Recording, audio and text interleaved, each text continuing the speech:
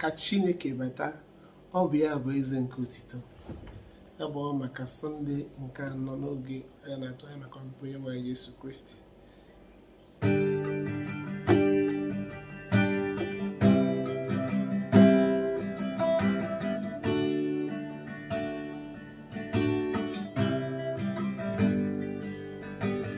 Ka Chineke bata,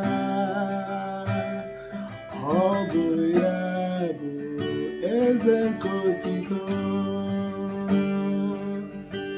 Ka Chineke bata, ọ bụ ya bụ eze nke otito. Chineke nwe ụwa na ihe niile dị na ya, ụwa na ndị niile bi n'ime ya. Ọ bụ ya wụkwasara ya n'elu mmiri, ọ bụ ya hụrụ ya n'elu osimiri.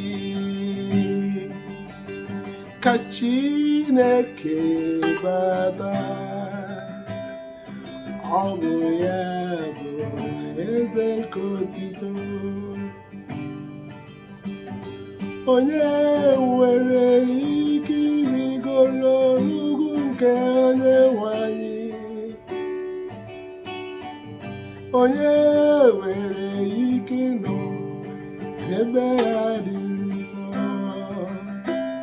Onye aka ya na obi ya dị ọcha, onye anaghị etinye obi ya n'ihe efu, onye anaghị ahụ ya si.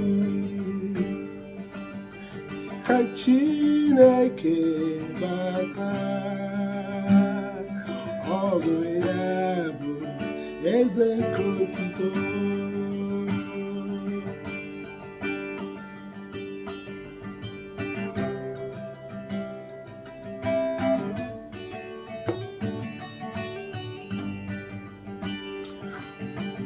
Onye dị otu a ga-anata ngọzi n'aka Chineke, onye nzọpụta ya.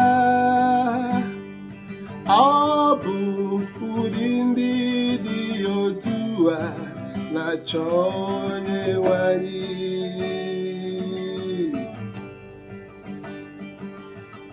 Chọba ihu nke onye nwe anyị, o Chineke nke Jekọb. Ka Chineke bata, ọ bụ ya bụ eze nke otito.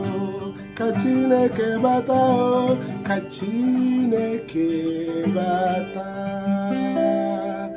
ọ bụ ya bụ eze nke otito.